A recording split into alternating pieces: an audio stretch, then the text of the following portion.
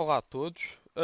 Nos vídeos anteriores estivemos a estudar as primeiras descobertas da mecânica quântica, a incerteza de Heisenberg, a estrutura atómica e ainda a dualidade onda-partícula. Hoje vamos terminar este capítulo com a equação de Schrödinger. A equação de Schrödinger é uma equação diferencial que nos dá uma função, que é a função psi, que é a função de onda do eletrão. Ora, a função psi em si não tem um grande significado, não nos é muito útil. Porém, a função psi quadrado torna-se muito mais interessante, já que dá-nos a densidade de probabilidade. Reparem que o nosso objetivo é, conhecendo a disposição dos eletrões ao longo da nuvem eletrónica, conhecer a probabilidade de encontrarmos um eletrão num dado sítio, certo? Ora, o φ quadrado é interessante, mas dá-nos a probabilidade num dado volume, num dado ponto do espaço. Ora, isso não é muito importante. A mais importante de todas, de longe, é a função r quadrado r. E agora podem perguntar o que significa este r quadrado de r. Nós chamamos esta função a função radial, porque tem a ver com raio. E a função radial o que é que faz? Diz-nos a probabilidade de encontrar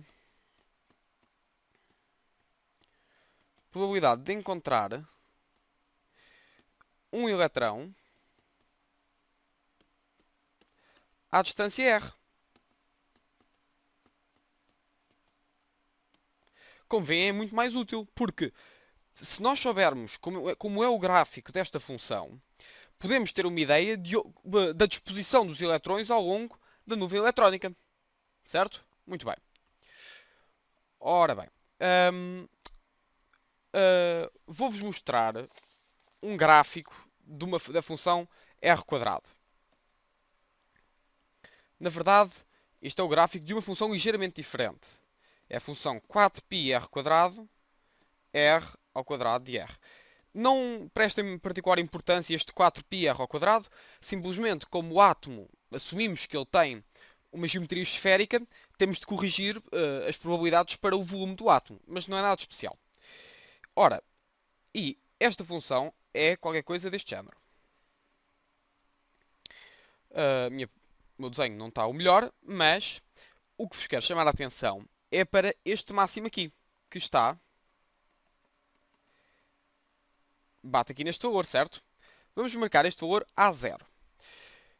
Quando, pela primeira vez, se conseguiu elaborar, a partir da equação de Schrödinger, este gráfico, foi uma grande descoberta confirmar que este A0, que posso-vos dar o valor, é 0,529 angstroms, e que representa o máximo de probabilidade, certo? Era exatamente igual ao valor previsto por Bohr alguns anos antes para o raio da primeira orbital. Ou seja, quando Bohr proferiu aqueles postulados que nós já analisámos e dos quais ele não tinha absoluta certeza, ele calculou que o raio da primeira orbital do átomo de hidrogênio estaria a esta distância do núcleo. E, de facto, quando fazemos esta função da probabilidade radial, confirmamos que o máximo da probabilidade confere com os cálculos de Bohr. Ora, falei-vos no início, retomando a equação de Schrödinger, da função φ. Psi, aliás, digo eu. Ora, a função psi não pode ser uma função qualquer. Porque, como em muitos problemas da física que têm uma descrição matemática mais avançada, nós temos de restringir as nossas respostas matemáticas ao significado físico do problema. Vou-vos dar um exemplo muito simples. Imaginem que estão a resolver um problema de mecânica em que atiram um objeto ao ar e o objeto sobe e volta a cair. Pois bem, muitas vezes nestes cálculos dá-vos, imaginemos, um tempo de mais ou menos um segundo. E o que nós temos que dizer é, neste caso, dado que estamos a fazer uma experiência física, não faz sentido o tempo ser negativo. Correto? Pois bem, para a equação de Schrödinger, para a função de onda, temos de impor algumas restrições. Que restrições são essas? Esta função de onda, primeiro, tem que ser contínua, certo? Não podemos ter um eletrão num dado ponto do espaço, depois há aqui um sítio por onde ele não passa e de repente aparece ali. Não pode. Portanto, a função tem que ser contínua, certo? A função de onda deve ser normalizada, isto é, a probabilidade de encontrar o eletrão em todo o espaço deve ser 1. Certo? Porquê? Reparem que a probabilidade, nós estudamos a probabilidade para cada ponto. Se eu estudar a probabilidade para todos os pontos, ora, o eletrão tem de estar num deles. O que implica que a probabilidade de encontrar o eletrão em todo o espaço é 1. E a última, que é mais interessante e que explicaremos daqui a pouco, é que a função de onda tem que ser nula no infinito.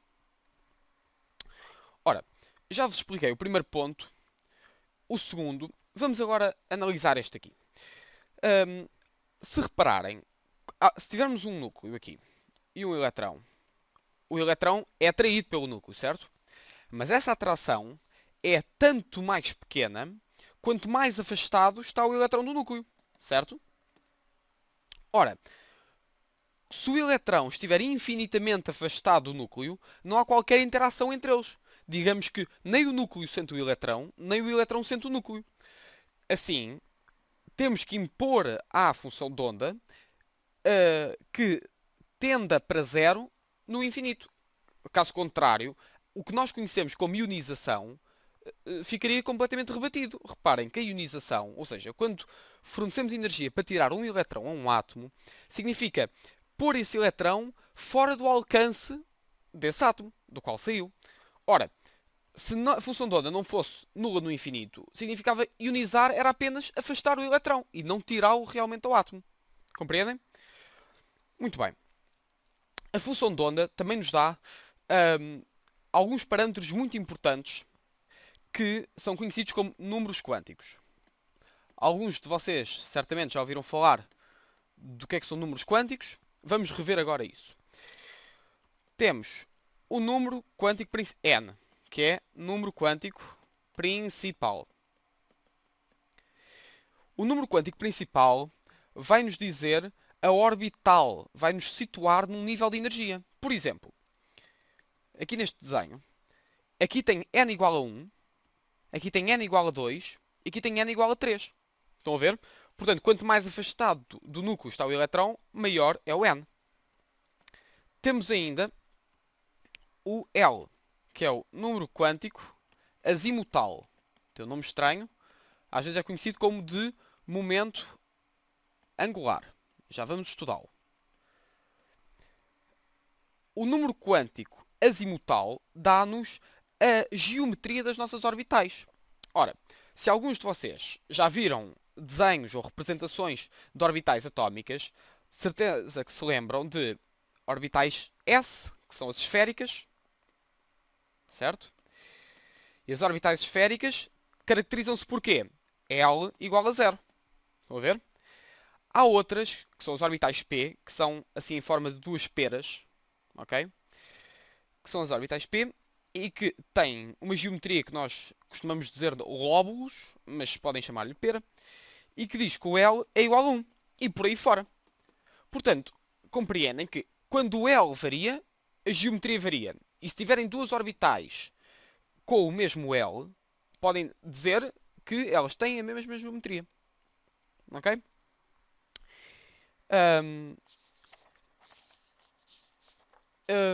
Existem os outros números quânticos. Temos o número quântico magnético e o spin. Não vamos estudá-los porque têm uma representação demasiado matemática e não são úteis nesta nossa primeira abordagem. Mas é importante que os conheçam. Ora bem, este modelo da equação de Schrödinger deu um grande avanço na mecânica quântica porque permitiu, lembram-se à semelhança do que tinha acontecido com a dualidade onda-partícula, que tinha chegado a um postulado de Bohr. Pois bem, a equação de Schrödinger permite descobrir a energia associada a cada orbital. E essa energia é nem mais nem menos do que a fórmula obtida também por Bohr uns anos antes. E quero que entendam que muitos destes resultados se devem ao trabalho absolutamente impressionante de Bohr. E esta fórmula parece complicada, mas olhem apenas aqui para o n, o resto são constantes. Tem duas particularidades. Primeiro, quero que saibam interpretar esta energia. Esta energia é a energia que é necessário fornecer ao átomo para lhe arrancar um eletrão da orbital n. Ok? Portanto, se eu tiver um átomo de hidrogênio com um eletrão na primeira orbital n igual a 1, a energia que eu tenho de fornecer para ionizar esse átomo de hidrogênio é menos massa, é à quarta e por aí fora. Porém, vocês notam que se esta parte aqui é constante, o n ao quadrado está a variar consoante a orbital. Portanto, notamos que quanto maior é o meu n, mais pequena é a minha energia. O que é que isto significa? Podemos levar isto ao limite e, de facto, constatar que se tivermos um núcleo e um eletrão muito, muito afastado do núcleo, o núcleo interfere tão pouco com esse eletrão que a energia que é preciso fornecer para arrancar esse eletrão é praticamente nula. Ok? Por isso é que dizemos que para uma orbital infinitamente longe do núcleo, a energia que é necessário fornecer é zero. Vou-vos só fornecer aqui um valor que às vezes é útil ter decorado, ou pelo menos anotado, que é a energia de ionização do átomo de hidrogênio, ou seja, a energia que é necessário fornecer a um átomo de hidrogênio para lhe arrancar o seu único eletrão. Tem aqui, este valor é bastante conhecido, menos 2,18 vezes 10 a menos 18 joules. E quero terminar agora destacando que o modelo matemático proposto por Schrödinger só é resolúvel com exatidão para átomos com um só eletrão, nomeadamente o átomo de hidrogênio.